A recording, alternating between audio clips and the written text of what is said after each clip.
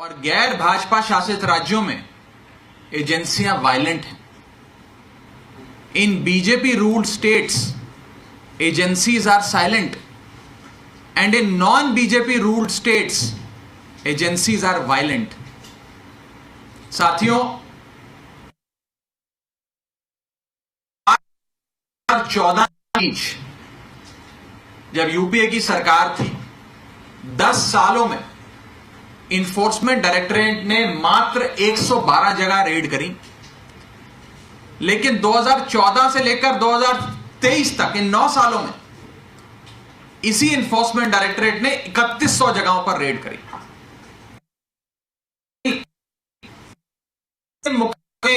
CBI और ED ने पिछले कुछ सालों में नेताओं के खिलाफ करे हैं, उसमें से 95% केसेस 100 जगहों पर रेड करी विपक्ष के नेता। और सिर्फ ये नहीं, जितने मुकदमे सीबीआई और ईडी ने पिछले कुछ सालों में नेताओं के खिलाफ करे हैं, उसमें से 95% केसेस विपक्ष के नेताओं के खिलाफ है। 95% of the cases registered by CBI and ED are against politicians of the opposition। यानी कि द्वेष की भावना से, बदले लेने की भावना से कोई भी व्यक्ति भाजपा के खिलाफ आवाज ना उठाए, उसकी आवाज कुचलने की भावना से इन एजेंसियों को लोगों पे छोड़ा जाता है। और खास तौर पे जब से इंडिया का गठबंधन हमारा बना, एक मजबूत गठबंधन बना जिसमें भारत देश की 135 करोड़ आबादी समा रही है, देश के कोने कोने से बड़े बड़े राजनीतिक दल, बड़े बड़े नेता साथ आए देश को बचाने के लिए। जब से इंडिया गठबंधन बना है, तब से इन एजेंसियों की द्वारा की जा रही रेड, द्वारा की जा रही जांचें, द्वारा की जा रहे समन्स इशू लगातार बढ़ते जा रहे हैं। आए दिन हम देखते हैं, कभी तमिलनाडु में डीएमके के मंत्री या नेताओं के यहां रेड चल रही होती है, कभी बंगाल में ममता बनर्जी की पार्टी तृणमूल कांग्रेस के मंत्रियों नेताओं पर रेड हो रही होती है, कभी महाराष्ट्र में शिवसेनाओं के नेताओं को पकड़ के जेल में डाला जा रहा होता है, कांग्रेस के नेताओं पर रेड चल रही होती है। और आम आदमी पार्टी से तो विशेष प्यार है, हमारे तो कई नेताओं को इन्होंने पकड़ के झूठे मुकदमों में जेल में डाल दिया। तो एक माहौल बनाया जा रहा है कि बस विपक्ष के और इंडिया गठबंधन के नेताओं को पकड़ के जेल में डालो। ये वही लोग करेंगे जिन्हें डर लगता है इंडिया गठबंधन से। ये उनका डर, उनका खौफ दिखाता है और कुछ नहीं दिखाता। रख लेंगे 4 दिन, 10 दिन, महीना अंदर, कोर्ट से छूट जाएंगे, लेकिन ये आपका डर, आपके मन का खौफ दिखाता है। साथियों, आज अगर इन केसों से मुक्ति किसी भी नेता को पानी है, तो वो भाजपा ज्वाइन कर सकता है, या किसी भी नेता की पार्टी को, पॉलिटिकल पार्टी को इन सारे मुकदमों से निजात पानी है, तो वो इंडिया गठबंधन का हिस्सा बन सकता है। क्योंकि जैसे ही आप बीजेपी या एनडीए ज्वाइन कर लोगे, ये सारे मुकदमे आपके बंद हो जाएंगे। और इसके कई उदाहरण हैं। असम के एक बड़े नेता, बंगाल के एक शारदा चिटफंड में अक्यूज माने जाने वाले बड़े नेता, इरिगेशन स्कैम वाले महाराष्ट्र के एक बड़े नेता, कई ऐसे बड़े नेता हैं जिन पर हजारों करोड़ों के घोटाले के आरोप लगे। ईडी सीबीआई ने जांचें करी, लेकिन उस नेता ने अपनी पार्टी छोड़कर भाजपा ज्वाइन कर ली, सारे मुकदमे बंद हो गए। तो ये कहने में मुझे कोई गुरेज नहीं है कि जो बीजेपी में चला जाएगा वो इनाम पाएगा, और जो बीजेपी के खिलाफ आवाज उठाएगा उसके घर ईडी नाम का मेहमान आएगा। ये आज देश की वास्तविकता है, इस देश के लोकतंत्र की सच्चाई है। अब आते हैं आम आदमी पार्टी के मुकदमों पे। आम आदमी पार्टी के खिलाफ जो इन लोगों ने दुनिया जहां के झूठे आरोप लगाए, हमारे मंत्री सत्येंद्र जैन जी पर झूठे आरोप लगाकर गिरफ्तार किया, एक फूटी कौड़ी उस पूरे केस में बरामद नहीं हुई, ना मिली, क्योंकि कुछ गलती थी नहीं, कुछ घोटाला था ही नहीं, तो क्या मिलेगा। हमारे नेता आदरणीय मनीष सिसोदिया जी को झूठे आरोप लगाकर जेल के पीछे रखने की कोशिशें करी गई। एक फूटी कौड़ी आज तक कभी एक एजेंसी को नहीं मिली। 1000 जगहों से ज़्यादा जगहों पर रेड हो गई, एक नया पैसा नहीं मिला, घोटाला हुआ ही नहीं तो क्या मिलेगा।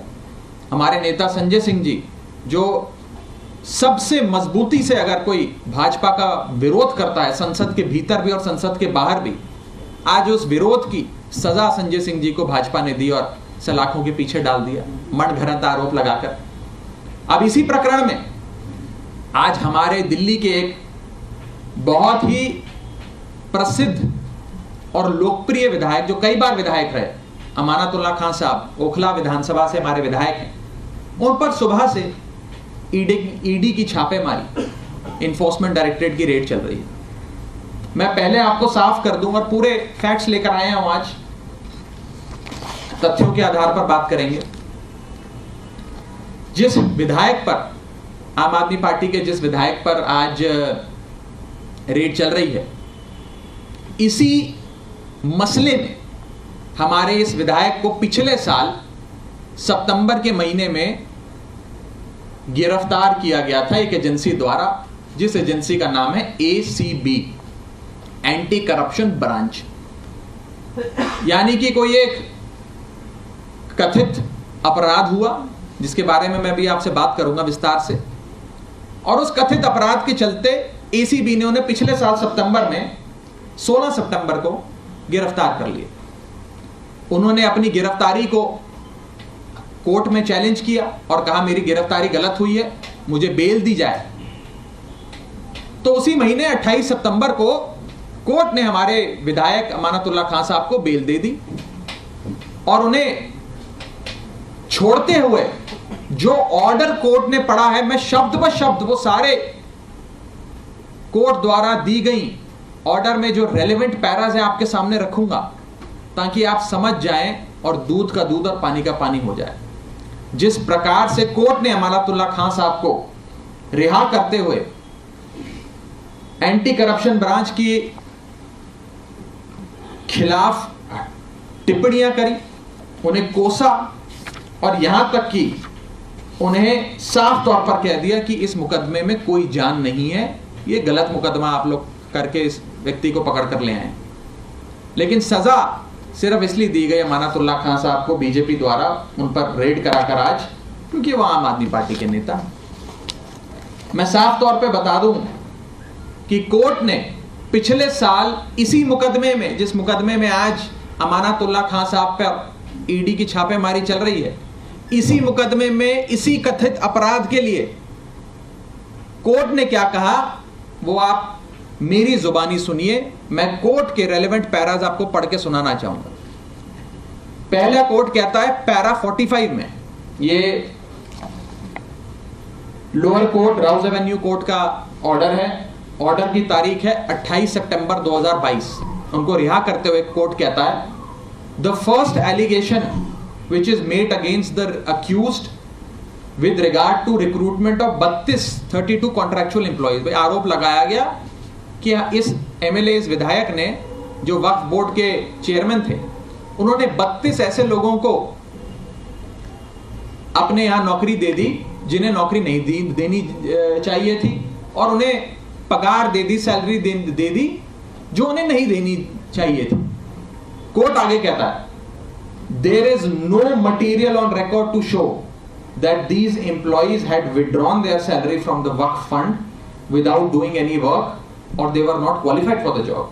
It has also come on record that previously also the Delhi Waqf board had recruited employees without there being any rules and regulations. Court कहता है आपका ये आरोप निराधार है।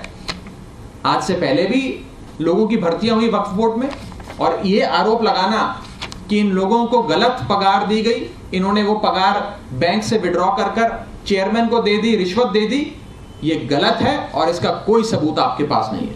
कोर्ट आगे कहता है देयर इज पैरा 47 में there is no material on record to show that any bribe was paid by any of the employees in securing a job। यानी कि आपके पास कोई सबूत नहीं है ये आरोप लगाने का की रिश्वत देकर नौकरी ली गई। कोर्ट आगे कहता है, secondly the allegations made against the accused is of grant of tenancies by the accused at a lower rate of rent which resulted in a loss of exchequer. Court कहता है भाई आपका दूसरा आरोप है कि इस शख्स ने, चेयरमैन वक्फ बोर्ड ने, वक्फ बोर्ड की कुछ संपत्ति को बहुत कम किराए, सस्ते किराए पर चढ़ा दिया और सरकार का नुकसान हो गया उससे। कोर्ट कहता है मैंने इस मसले में सारे सबूत पढ़े और उसके बाद में कहना चाहता हूं, पैरा 49 में, from the set document it is apparent that the tenancies have been created at a higher rent than the reserve price and also the rent is higher than the previous rent being taken. Therefore, it is prima facie shown that no loss to exchequer has been caused with regard to creation of tenancies pertaining to Waqf property. Court कहता है आपका यह आरोप झूठ है, गलत है। जो मार्केट रेट रेंट का है उससे कहीं ज्यादा रेंट पे इन प्रॉपर्टीज को चढ़ाया गया, सरकार को कोई नुकसान नहीं हुआ और आपका यह आरोप भी निराधार है। कोर्ट आगे कहता है there is no material on record to show that loss has been caused to the exchequer. आपके पास कोई सबूत नहीं है ये कहने के लिए कि सरकार को रत्ती भर पैसे का भी नुकसान हुआ इस केस में। इसके बाद आगे कहता है court there is no material on record to show that any contractual employ after withdrawing the salary amount has repaid to the concerned person. No material on record to show that the contractual employees were paid salaries without performing duties. और अंत में court कहता है from the aforesaid discussion it can be prima facie held that the allegations against the accused are not grave and not serious in nature. यानी कि जो आरोप आप लगा रहे हैं वो आरोप ना संगीन है ना गंभीर है, फर्जी सा मुकदमा करके ले आए हो, मैं इनको बेल देता हूं, इनको रिहा करता हूं। एंटी करप्शन ब्रांच को फटकार लगाते हुए कोर्ट ने हमारे पार्टी के विधायक जिनके घर पर आज ईडी की छापेमारी चल रही है उनको रिहा कर दिया, उनको बेल दे दी। अब इस देश की विडंबना देखिए, भारतीय जनता पार्टी का आक्रमण देखिए। एक एजेंसी ने पकड़ा, कोर्ट ने फटकार लगाकर रिहा कर दिया। अब उसी मुकदमे में इन्होंने दूसरी एजेंसी को भेज दिया, कल को सीबीआई भेज देंगे, परसों इनकम टैक्स भेज देंगे, उसके बाद रॉ भेज देंगे। ये तो रोजाना कोई नई एजेंसी एक ही कथित अपराध में भेजे जाएंगे जिस मसले में कोर्ट पहले ही एजेंसी को फटकार लगाकर अभियुक्त को बेल दे चुका है, रिहा कर चुका है। इस देश के क्रिमिनल जस्टिस सिस्टम में हो क्या रहा है यह आज इस बेल ऑर्डर और इस ईडी की छापेमारी के जरिए आपके सामने रखना चाहूंगा। कोर्ट आगे कहता है अंत में, accused has attended the previous 20 cases in which he has been discharged or acquitted, which also shows that he has submitted himself to the process of law. There is no chance of tampering of evidence and therefore we give bail